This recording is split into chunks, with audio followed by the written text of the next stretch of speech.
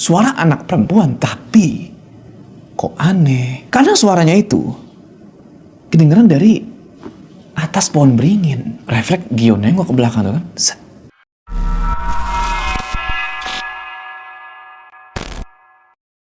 Bagi kalian yang baru bergabung di channel saya, jangan lupa klik tombol subscribe. Terima kasih. Hari itu Gio yang umurnya 10 tahun mulai pindah sekolah nih. Dari ibu kota alias Jakarta ke sebuah sekolah yang ada di daerah pegunungan. Pokoknya masih di Pulau Jawa ya, daerahnya gua nggak bisa kasih tahu di sini. Pokoknya ke sebuah sekolah di daerah pegunungan yang lengkap tuh sama asrama yang nantinya bakal dia tempatin. Di perjalanan Gio bengong itu gini kan dalam mobil. Sambil nikmatin pemandangan dan mikir, kayak gimana ya nanti tinggal di asrama. Secara seumur hidup dia nggak pernah tuh yang namanya ngebayangin bakal tinggal di asrama dan jauh dari orang tuanya. Apalagi dia sering denger tuh kalau anak-anak nantinya jadi bandel pas tinggal di asrama. Nah, pas lagi bengong gitu kan, tiba-tiba ibunya Gio bilang, "Gio, udah sampai nih." Ternyata mereka udah sampai di sekolah itu. Ya udah, mobil itu parkir, Gio langsung ambil tuh barang-barangnya dan dia turun dari mobil. Sebenarnya ya, pemandangan di situ bagus gitu loh. Cuma ada satu hal nih yang menarik perhatiannya Gio, yaitu sebuah pohon beringin yang gede banget di belakang asrama. Nah, sekolahnya Gio itu ada persis di sebelah asrama. Nggak ada yang istimewa sama sekolahnya Gio. Ya bisa dibilang kayak sekolah-sekolah lain pada umumnya lah. Habis itu, Gio sama ibunya masuk tuh ke dalam sekolah. Mereka pergi ke ruang kepala sekolah. Sepanjang perjalanan ke ruang kepala sekolah itu, Gio sempat ngeliat nih, ada beberapa anak seumuran dia pada ngintip dari jendela asrama. Mungkin ya mereka penasaran gitu kan, ini siapa nih anak baru masuk nih. Nah, di ruang kepala sekolah, ibunya Gio ngobrol panjang lah tuh, ngalor ngidul sama si kepala sekolah ini, yang namanya adalah Bu Ranti. Di situ ibunya Gio nanya, "Gio, kamu tinggal di sini dulu nggak apa-apa kan?" "Iya, Ma. Kayaknya bakal banyak teman main juga. Tadi Gio lihat udah pada ngeliatin Gio dari jendela kamar asrama." Habis itu karena mungkin bosen gitu yang ngedenger ibunya ngobrol-ngobrol terus sama si kepala sekolah, Gio keluar ruangan nih. Dia pengen ngeliat-liat ke sekitaran. Keluar gitu, lihat-lihat. Ya bisa dibilang suasana di situ nyaman banget. Nah, pas lagi asik-asik ngeliat gitu, tiba-tiba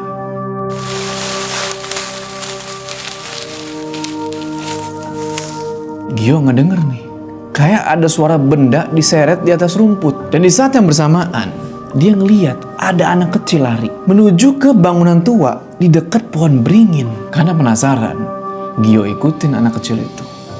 Pohon itu gede banget. Bangunan tua itu gak ada apa-apanya dibanding sama pohon beringin yang gede banget itu. Bahkan pas siang-siang kayak gitu, matahari mungkin nggak bakal kelihatan kalau kita ada di bawah pohon beringin itu karena ketutupan tuh sama daun-daunnya. Kalian kebayangkan gedenya kayak gimana? Nah, nggak lama tiba-tiba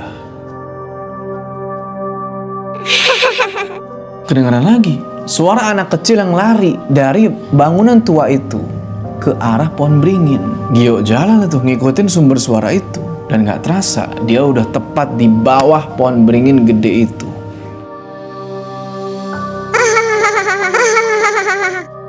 Bener aja, kedengeran lagi suara itu. Suara anak perempuan, tapi kok aneh. Karena suaranya itu kedengeran dari atas pohon beringin.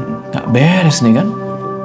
Gio langsung lemes di situ. Gak berani dia nengok ke atas nih, ke sumber suara itu. Dan gak lama, tiba-tiba ada angin tuh berhembus ke lehernya dia. Seakan-akan ada yang niup lehernya dia. Refleks Gio nengok ke belakang tuh kan. Set. Di situ dia ngeliat bocah perempuan kegantung di antara sulur-sulur pohon beringin. Kalian tahu kan sulur-sulur tuh? Kan kalau pohon beringin tuh ada kayak rambut-rambut gitu kan menjulur. Nah, dia kegantung di antara itu. Gio nggak bisa lihat jelas mukanya kayak gimana, tapi tiba-tiba jatuh tuh ke tanah. Bukan buah coy.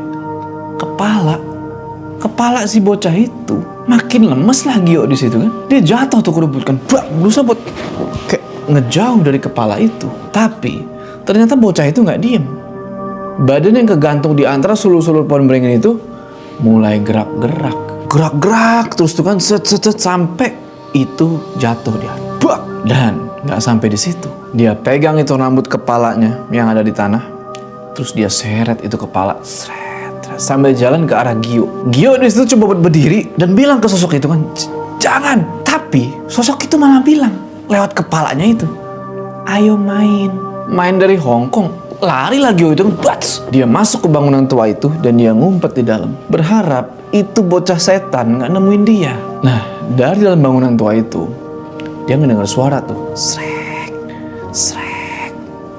Ya suara apa lagi kalau bukan suara kepala itu yang lagi diseret-seret. Gio cuma bisa meringkuk kayak Tuhan, ngumpet di bawah jendela. Tapi itu sosok nggak pergi-pergi juga. Suaranya masih kedengeran, srek. Dan sekarang Gio malah dengar sosok itu bilang, Hihihi, kamu di mana? Aku cari ya. Gio cuma diem aja di situ meringkuk, nggak bisa ngapa-ngapain dia. Cuma berharap setan itu cepet-cepet pergi. Lumayan lama tuh Gio nunggu sambil merem. Sampai akhirnya suara yang tadi diseret itu kedengeran makin jauh. Nah, dirasa udah aman, Gio buka nih matanya nih. Set. Rencananya dia mau keluar dari situ kan, tapi belum sempet gerak, tiba-tiba, lo mau tahu apa itu? Kepala dilempar masuk dari jendela dan jatuh tuh, tepat di depannya Gio. Terus kepala itu kayak gerak sendiri kayak gitu, nyoba buat ngadep ke arah Gio, dan itu kepala ngomong, ketemu, sambil senyum. Di situ Gio nangis sekencang-kencangnya lah ya, umur 10 tahun kan, lihat kayak begituan dia nangis tuh, dan dia coba buat gerak, dia lari dari situ. Keluar dari bangunan tua itu, Gio ngeliat nih dari kejauhan ada beberapa anak seumuran dia lagi ngumpul di dekat asrama. Dia terus lari itu kan sambil berusaha buat nyamperin mereka sambil teriak-teriak gitu, tolong. Tapi sayangnya itu anak-anak kecil yang lagi pada ngumpul dekat asrama, gak ada satupun yang dengar. Gio tetap lari tuh ke arah mereka, sampai tiba-tiba gak tahu dari mana datangnya muncul nih seekor anjing yang mukanya itu kayak marah banget. Anjing itu terus nyerang Gio, ngegigit celana dia sampai robek. Gio balik ke arah sekolah tuh, tapi itu anjing masih tetap ngejar. Sampai akhirnya Gio ngeliat nih ibunya keluar tuh dari ruangan kepala sekolah sama Bu Ranti. Nah, di situ mungkin karena bingung gitu ya ngeliat kenapa nih anak gua lari ngos-ngosan. Ibunya Gio nanya, Kenapa, Gi? dikejar anjing mah, celanaku robek nih. Bu, yang coklat itu anjing siapa sih bu? Yang itu? Oh, itu anjing peliharaan asrama sini. Dia emang seneng ngajak main orang baru. Itu anjing sekarang nggak kelihatan serem lagi. Dia malah lompat-lompat tuh sambil ngejulurin lidah gitu, seolah-olah ngajakin main. Gio yang udah capek sama kejadian tadi cuma bisa ngumpet tuh di belakang ibunya. Belum sempet dia nyeritain apa yang tadi dia alamin, ibunya Gio ngajak tuh buat pergi dari sekolah itu. Lihat rumahnya Bu Ranti yuk. Rupanya ibunya Gio ini punya opsi lain. Beliau berencana buat nggak nitipin Gio di asrama itu. Kenapa ibunya Gio ngajakin buat ngeliat rumahnya Bu Ranti? Karena beliau berencana buat nitipin Gio di rumahnya si kepala sekolah itu, yang emang biasa dipakai juga sebagai kos-kosan lah buat anak-anak yang lain. Udah ada beberapa anak tuh yang tinggal di rumahnya. Dan rumah Bu Ranti itu emang biasa dipakai buat anak-anak yang nggak kebagian tempat di asrama, atau milih buat nggak tinggal di asrama. Nah, mereka-mereka ini bisa milih buat tinggal di rumah guru atau di rumah warga. Ya kalau sekolah mah ya tetap jalan kayak biasa. Ya udah kan, mereka terus jalan tuh dari komplek asrama ke gerbang keluar. Nah, rumah Bu Ranti ini bisa dibilang deket, jalan kaki pun nyampe. Letaknya itu ada di satu desa, namanya Desa Sukmaraya. Di situ Gio nanya ke ibunya, "Mah, kenapa nggak jadi di sini?" Di rumah Bu Ranti tempatnya lebih layak. Mama juga jadi bisa sering telepon kamu. Tapi mah, di sini banyak anak-anak seumuranku. Tadi Gio juga lihat mereka. Gio, anak-anak asrama masih pada sekolah. Jadi seharusnya nggak ada anak-anak di asrama.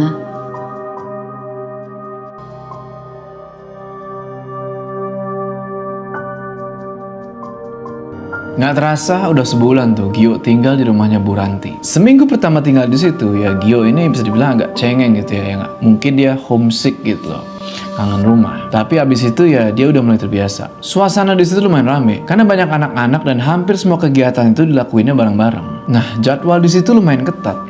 Bangun jam 5 pagi, terus mandi sarapan. Jam 6:30-nya mereka udah mesti berangkat ke sekolah. Sekolah yang ada pohon beringin gede itu. Dan sekedar info aja ya, dari rumahnya Bu Ranti, pohon beringin itu masih kelihatan jelas. Ada kebiasaan menarik di sekolah itu. Setiap kali guru datang ke sekolah, murid-murid itu bakal kayak lari-larian gitu loh, nyambut mereka di gerbang depan sekolah. Berebutan buat salam dan ngebawain tas guru atau payung atau barang-barang mereka. Selama Gio sekolah di Jakarta, belum pernah tuh dia nemu yang kayak begini. Belum pernah nemu murid-murid yang sesopan ini. Sepulang sekolah, mereka semua langsung pulang tuh ke rumah atau ke asrama dan langsung ganti baju, makan siang. Pulangnya itu sekitar jam 2. Nah, di jam 2 itu semua anak wajib masuk kamar dan tidur siang. Ibu kos bakal ngecek kamar tuh satu persatu dan bakal negur anak yang ngelanggar. Sebenarnya ada satu hal gitu loh yang ngebuat Gio agak kurang nyaman di situ. Itu setiap kali masuk ke desa Sukmaraya itu, di beberapa tempat dia ini nyium kayak bau tanah yang abis kena hujan. Pernah nyium kan kayak bau-bau debu gitu. Tapi ini tuh kayak ada sedikit campur aroma busuk. Pernah dia tanyain soal itu ke ibunya atau sama teman-teman yang lainnya kan? Tapi mereka gak ada yang nyium kayak yang Gio cium. Sampai suatu ketika ada kejadian. Waktu itu udah mau maghrib. Dan baru kali itu Gio pulang telat. Gara-gara ya waktu itu ada kegiatan pramuka di sekolah. Sekaligus pengenalan wilayah di sekitaran sekolah sama asrama. Dan tentunya ya kegiatan ini Bu Ranti juga tahu. Gio jalan tuh pulang ke rumah kan, lewatin tanjakan-tanjakan. Ya struktur jalan di kampung itu emang berbukit-bukit gitu. Nah pas lagi jalan gitu, tiba-tiba mendung nih. Dan gak lama turun hujan. Sialnya, waktu itu Gio nggak bawa payung atau jas hujan. Langsung aja dia berteduh tuh di pinggir rumah orang yang atapnya berlebih. Jadi karena atapnya lebih gitu, jadi ada space lah buat neduh gitu kan. Temen-temen dia yang lain yang pada bawa payung udah pada jalan duluan tuh nembus hujan. Gio cuma diam aja gitu kan, nungguin hujan berhenti. Dan mulai ada sesuatu yang ngeganggu dia. Bau tanah kena hujan itu. Nggak tahu kenapa, baunya itu kayak nggak normal. Baunya itu pekat banget sampai-sampai dia ini mesti nutup hidung. Nggak terasa, udah mulai masuk malam nih, udah mulai gelap. Tapi hujan bukannya berhenti, malah makin deras. Nggak mungkin kayaknya ya, anak usia 10 tahun gelap-gelap nerobos hujan deras sendirian kayak gitu. Walaupun ya sempet agak nyesel juga gitu, kenapa nggak dari tadi nerobos nih hujan waktu masih belum terlalu deras. Ya udahlah, nunggu lagi tuh kan, nunggu. Sampai tiba-tiba ada suara nih.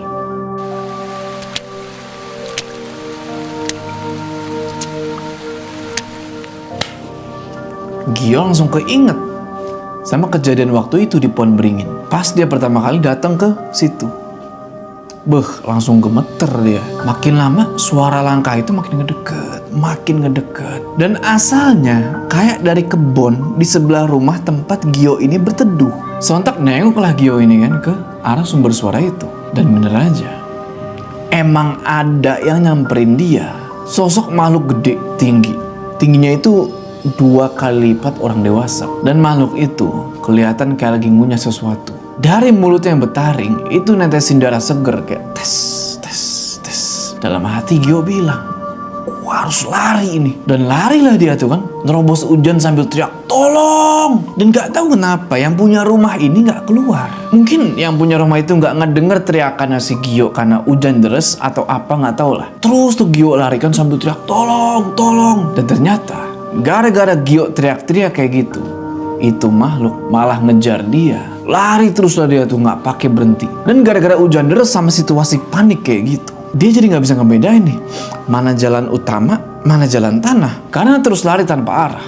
Dak, Gio kesandung tuh, jatuh dia, brak, dan kakinya luka di situ. Tapi dia nggak peduli, dia langsung berdiri lagi dan lanjut tuh lari. Nafas makin ngos-ngosan di situ kan. Kaki udah sakit banget. Sampai akhirnya, brak, dia kesandung dan jatuh lagi. Dan kali ini, dia udah gak punya tenaga buat bangun. Nangislah dia di situ sejadi-jadinya. Dan gak tahu kenapa bau tanah aneh gak jelas itu makin kecium. Suara langkah kaki itu makin ngedeket. Dan pas dia nengok ke suara langkah kaki itu, makhluk itu kelihatan jelas. Mata itu makhluk gede banget. Mungkin segede kepalan tangan kali. Gio cuma diem aja di situ, dia terpaku gitu ngelihat taring si makhluk itu yang berdarah-darah. Nah, di situasi menegangkan kayak gitu, tiba-tiba sini badannya Gio ditarik sama seseorang. Dan dia nggak tahu nih apa yang terjadi waktu itu. Yang dia tahu, dia ditarik dan dipeluk sama satu laki-laki tua. Dan samar-samar di sekitaran dia itu kelihatan bambu-bambu kuning. Anehnya, itu makhluk lewat gitu aja. Seakan-akan nggak sadar gitu loh sama keberadaannya Gio dan si bapak tua ini. Terus si bapak tua ini bilang, Sudah aman.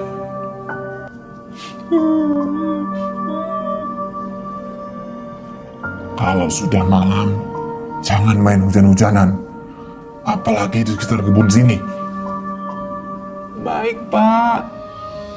Makhluk itu namanya lelepah. Sering keliaran di sekitaran kebun sini pas malam-malam dan hujan deras. Sudah, tenang dulu. Nanti saya antar pulang. Nggak usah cerita kejadian ini sama orang rumah ya. Nanti satu kampung bisa geger. Biar nanti saya ajak warga yang ngerti buat ngurus makhluk itu. Ya udah, pulanglah nih. Dianterin sama si bapak tua itu. Sampai di rumahnya Bu Ranti udah khawatir banget tuh. Dan pas Gio lihat jam, ternyata udah jam 10 malam. Di situ Gio nggak cerita tentang masalah tadi. Sesuai pesan si Pak Tua tadi. Dia alasannya tuh, kalau tadi tuh kehujanan, terus kesandung, kegelincir, jatuh, segala macam. Sampai akhirnya dia ditolong sama si bapak-bapak tua itu. Dan diantar sampai ke rumah. Ya udah, karena udah jelasin kayak gitu, Bu Ranti nggak nanya yang macam-macam lagi. Gio terus pergi tuh bersih-bersih badan dan abis itu dia istirahat. Walaupun takut, rasa penasaran Gio ini masih besar gitu. Besoknya pas berangkat sekolah, dia sengaja tuh ngajak teman-temannya satu kosan, satu rumah Bu Ranti buat berangkat bareng lewat tempat yang kemarin. Singkat cerita, pas sampai di tempat yang kemarin, tepatnya tempat pas dia kesandung itu, Gio langsung ngeliat ke sekeliling tuh kan. Dan akhirnya di situ dia baru tahu apa yang udah bikin dia kesandung. Batu nisan. Dan di situ nggak cuma satu, ada 3 batu nisan di situ. Gio langsung benerin posisi batu nisan itu yang agak geser gara-gara kesandung sama dia kemarin ke posisi semula. Dan habis itu dia lanjut jalan lagi tuh ke sekolah. Ya ternyata warga-warga di kampung itu kebanyakan pada nguburin keluarga atau kerabat-kerabat mereka ya di lahan kebun mereka sendiri. Ya jadi pertanyaan nih, apakah keberadaan makam-makam itu ada hubungannya sama makhluk lelepah yang dibilang sama si Pak Tua itu? Di kampung Sukmaraya itu tinggal juga nih satu orang laki-laki yang sebenarnya tujuan dia ke situ adalah buat ngurus berkas-berkas. Berkas-berkas buat ngelamar kerja di kota asalnya dia, yaitu Jogja. Sebenarnya laki-laki ini sempat dulu tinggal lumayan lama di desa Sukmaraya itu. Sampai akhirnya dia pulang nih ke tempat asalnya dia, yaitu Jogja, dan belum sempat merubah berkas kependudukannya dia. Nama laki-laki ini adalah Dananjaya Sambara, atau biasa dipanggil Danan. Nah, habis lulus, Danan ini kerja di sebuah pabrik gula punya pamannya di daerah Klaten. Tapi karena satu dan lain hal, Danan ini putusin buat nggak kerja lagi di tempat itu. Dia nyoba lah nih buat ngelamar kerja di perusahaan swasta. Nah, di kampung itu, Danan tinggal sama budenya. Tinggal di tempat yang bisa dibilang pemandangannya itu ya, bikin dia itu kangen.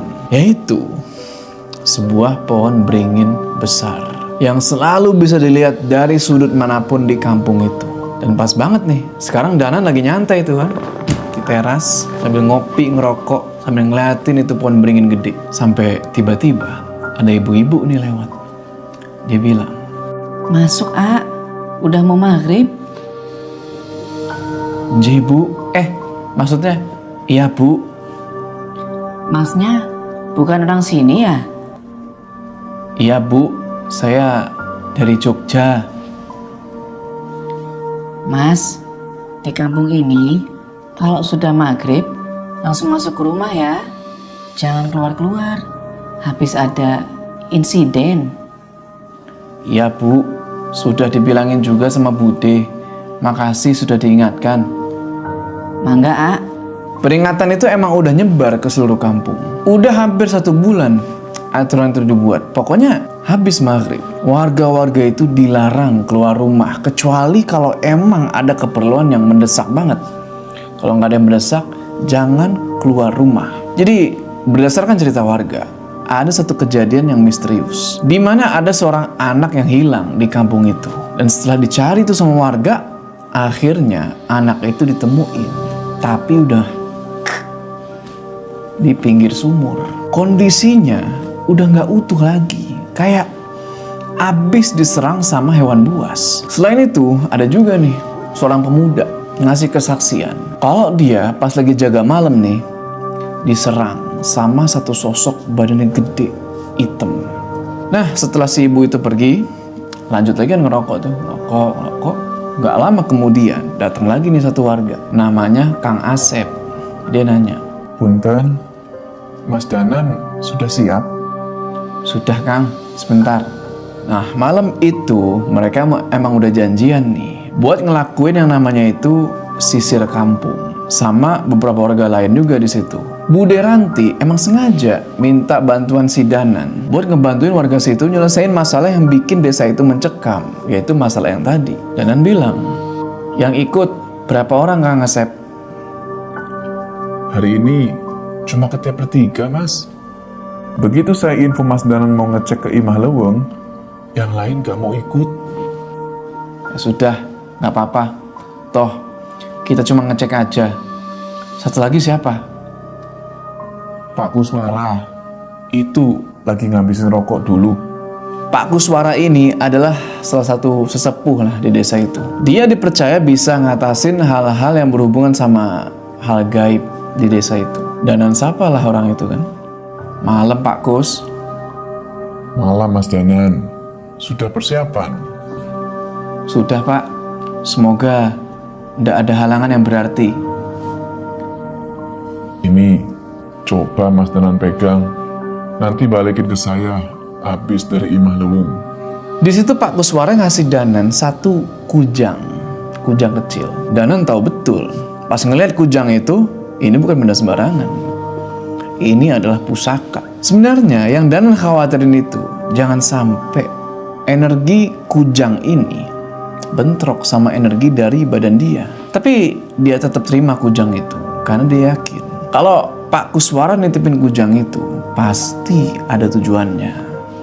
Nah, Imah Leweng yang dimaksud itu adalah sebuah rumah yang lokasinya itu ada di tengah-tengah hutan, di pinggir kampung. Sesuai namanya kan, Imah Leweng, rumah di tengah-tengah hutan. Dulunya rumah itu adalah tempat singgah buat para pekerja kebun karet. Tapi semenjak perkebunan karet itu udah nggak beroperasi lagi, otomatis nggak ada lagi yang singgah di rumah itu. Dan sekarang rumah itu ya udah benar-benar nggak kerawat. Ya udah, berangkatlah tuh mereka bertiga kan ke Imah Leweng ini. Dan pas sampai di perbatasan kampung, mereka nggak ngeliat lagi tuh yang namanya jalan setapak. Yang ada itu rumput-rumput liar yang tingginya itu udah semata kaki. Di depan mereka itu udah full tuh pohon jati, tinggi-tinggi semua. Karena udah malam, jalanan otomatis gelap tuh. Penerangan cuma dari senter doang tuh. Ya, mau nggak mau mereka mesti lebih hati-hati di situ. Nah, pas lagi jalan gitu, tiba-tiba Pak Kuswara bilang ke Danan, "Mas Danan, masih mau lanjut?" Di situ, Danan nggak heran kenapa Pak Kus nanya kayak gitu. Kayaknya Pak Kus ini udah sadar sama kondisi di dalam hutan itu. Danan terus ngedongak gini palanya. Dia lihat tuh sekeliling. Dalam hati dia bilang nih, "Sialan." Dan si Kang Asep mungkin karena ngelihat Danan yang agak kayak gelisah gimana gitu, dia nanya, Emangnya ada apa Mas Danan? "Pocong." Astaga Mas Danan, kenapa diomongin sih? Lah, kan Kang Asep yang nanya. Ini juga baru dikit. Kayaknya makin malam makin banyak yang bakal muncul. Jadi, masih mau lanjut, Mas Danan? Segini banyak makhluk yang ngejaga tempat itu. Pasti ada sesuatu yang besar di sana. Kita lanjut dulu saja, Pak. Kang Asep, kalau nggak kuat, tunggu sini aja. Enak aja, Mas Danan jangan bercanda. Masa saya ditinggal di sini sama makhluk-makhluk itu? Sudah, kita pasang perlindungan dulu. Di situ Pak Kus langsung duduk bersila gitu kan, duduk bersila gini. Dan dia mulai tuh komat kamit ngebaca amalan. Danan tahu amalan itu. Itu namanya adalah amalan perisai batin. Habis itu Danan juga ikut bersila tuh, set gini kan. Dan dia baca juga tuh amalan dia sendiri. Yang namanya itu Muksa Pangreksa. Tujuan dia baca amalan ini supaya mereka bertiga ini terlindungi dari gangguan makhluk-makhluk yang ada di situ. Mudah-mudahan. Oke lah, habis masang perlindungan gitu, mereka bertiga pun ngelanjutin perjalanan. Jalan tuh mereka kan, ngelewatin semak belukar yang makin lama makin lebat tuh. Dan waktu itu sepi banget. Bayangin, cuma mereka bertiga aja nih. Yang kedengeran cuma suara malam, suara jangkrik, sama suara langkah kaki mereka tuh. Terus jalan, sampai tiba-tiba kedengeran suara perempuan nih ngedeketin mereka, tapi belum ada wujudnya. Ah, badai angkat ke mana? Mereka cuekin suara itu. Mereka makin percepat tuh langkah kaki. Dan gak lama kemudian mulai kelihatan tuh rumah di tengah-tengah hutan yang dimaksud. Dan sekali lagi mereka ngedenger itu perempuan ngomong lagi. Naon anu Anja lakukan di dia? Ya udah, nengoklah mereka itu kan. Set. Dan ternyata yang ngomong itu manusia. Atasnya doang tapi. Karena bawahnya itu ular, Pak. Dan mukanya itu nggak karu-karuan. Matanya nggak ada. Jadi matanya bolong gitu aja ya. Dan rambutnya itu panjang banget sampai nyentuh tanah. Langsung aja Danan komat kamit kan. Baca-baca amalan buat ngusir makhluk itu. Tapi belum selesai Danan baca itu amalan, si makhluk itu bilang lagi. Saya tidak bermaksud menyakiti. Saya hanya memperingatkan kalian. Di situ tiba-tiba buah gitu kan. Kang Asep cuy. Kaget dia sampai jatuh ke tanah. Dia bilang, apaan itu? Sampai mukanya itu udah pucat semua. Awalnya Danan kira cuma dia sama Pak Kus doang nih yang bisa ngeliat makhluk itu. Tapi nggak tahu kenapa sih siluman setengah ular ini juga bisa dilihat sama si Kang Asep. Ya udah si Danan ajak lagi tuh si Kang Asep buat lanjut jalan, dan mereka lanjut jalan lagi tuh. Sampai akhirnya mereka tiba juga nih di lokasi yang dimaksud, Imah Leweng. Sekilas bangunan itu udah kayak nggak pernah didatengin manusia lagi. Atapnya bolong, kayu-kayunya udah pada lapuk dimakan rayap. Udah memprihatinkan lah kondisinya pokoknya. Danan jalan nih pelan-pelan kan, masuk ke pekarangan rumah itu. Dan baru nginjekin satu kaki dek, di pekarangan rumah itu, Jika kalian suka dengan video saya, jangan lupa klik like-nya. Jangan lupa komen untuk video dan saran-saran video selanjutnya. Jangan lupa subscribe dan loncengnya, supaya kalian tidak ketinggalan video terbaru dari saya. Terima kasih, goodbye.